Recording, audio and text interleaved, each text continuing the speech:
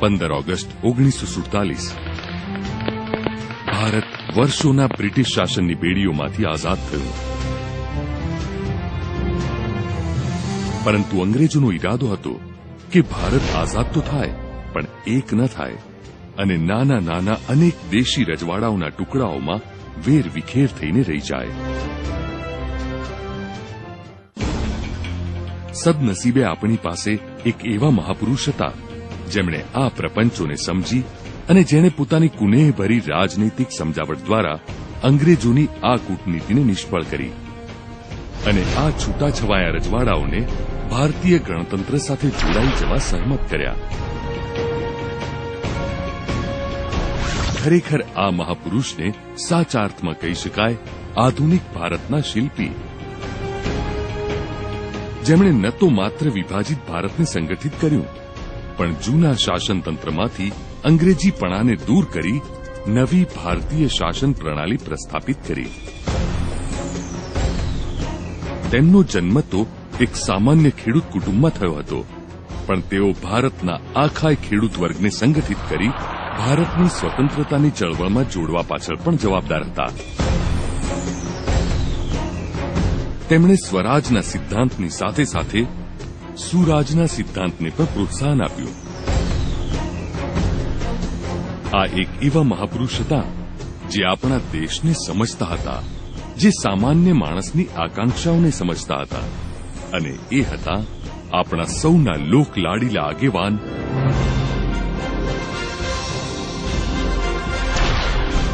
સરદાર વલ્લભભાઈ પટેલ, ભારતના લોખંડી પુરુષ.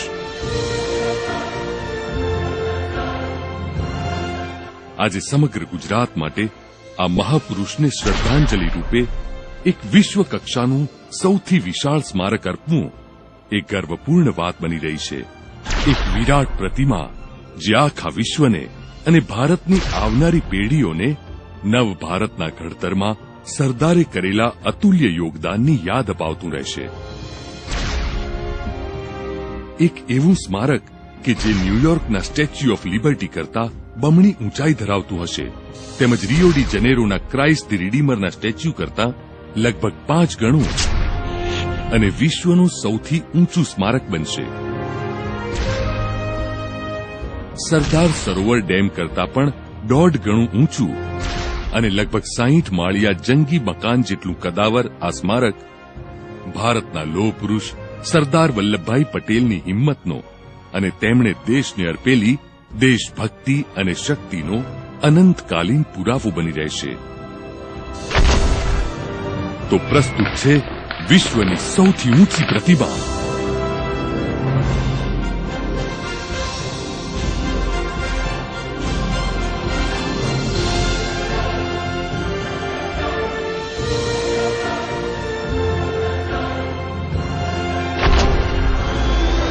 The statue of unity. ભારતના લોહ પુરુષ માટે ગુજરાતની નવીન પહેલ.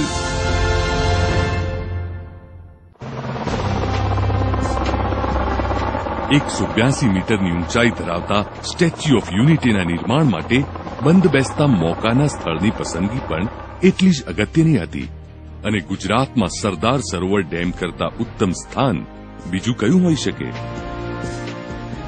સ્ટેચ્યુ ઓફ યુનિટીની સ્થાપના કરવામાં આવશે નર્મદા નદી પરના ડેમથી 3 કિલોમીટર દૂરના અંતરે સાધુ બેટ પર અને સાતપુડા પર્વતમાળાની તળેટીમાં. 400 ફૂટની ઊંચાઈએ રચવામાં આવનારી દર્શક દીર્ઘા, જેમાંથી સરદાર સરોવર ડેમ અને તેની આસપાસનો નયનરમ્ય નજારો જોનારની આંખોમાં અઢળક ઉદ્ગારો ઉભા કરી દેશે. દુનિયાના અન્ય સ્મારકોની હારમાળામાં વધુ એક મૂક સ્મારક ન બની રહેતા સ્ટેચ્યુ ઓફ યુનિટી ચોક્કસ હેતુઓ પાર પાડતો જીવંત નમૂનો બની રહેશે. આ વિરાટ સ્મારકમાં સરદાર પટેલના જીવન પર આધારિત મ્યુઝિયમ અને ઓડિયો વિઝ્યુઅલ ગેલેરી પણ ઊભી કરવામાં આવશે, જેમાં તેમના જીવન સ્મરણ, દેશની આઝાદી પહેલા અને પછીના સંઘર્ષો દરમિયાન રહેલી તેમની ભૂમિકા તેમજ સરદાર સરોવર યોજનાને પણ આવરી લેવામાં આવશે. આટલું જ નહીં, એક શાનદાર લેઝર શો તેમજ સાઉન્ડ અને લાઇટ શો પણ અહીંયા યોજવામાં આવશે. સ્ટેચ્યુ ઓફ યુનિટીની આસપાસના વિસ્તારોમાં પણ તમામ સુખ સુવિધાઓ તેમજ સર્વોત્તમ જોડાણો સાથે મનોરંજનના માધ્યમો વિકસાવવામાં આવશે. સ્મારકની આસપાસનું શાંત કુદરતી વાતાવરણ વાહન વ્યવહારના પ્રદૂષણથી મુક્ત રહી શકે તે હેતુ સાથે આસપાસના સ્થળોથી આ જગ્યાને ફેરી એટલે કે હોડી સર્વિસથી જોડવામાં આવશે.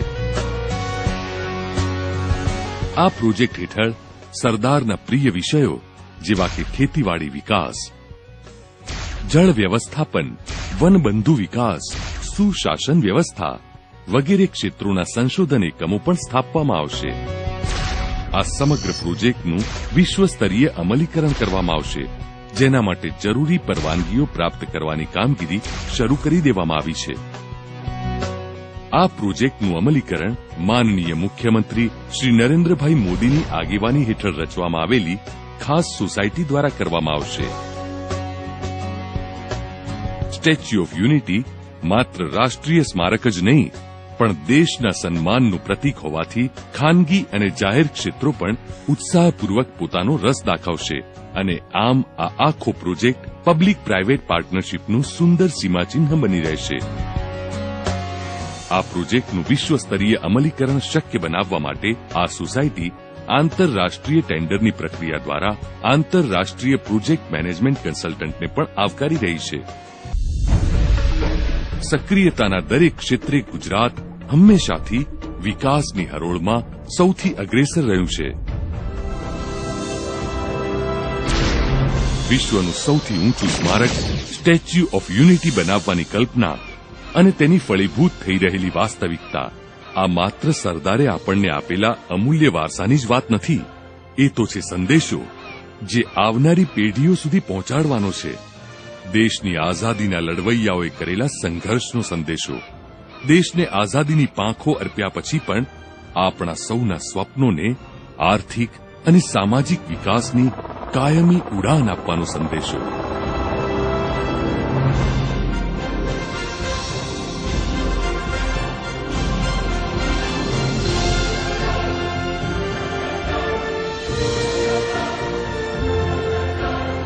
જય જય ગરવી ગુજરાત. વંદે માતરમ.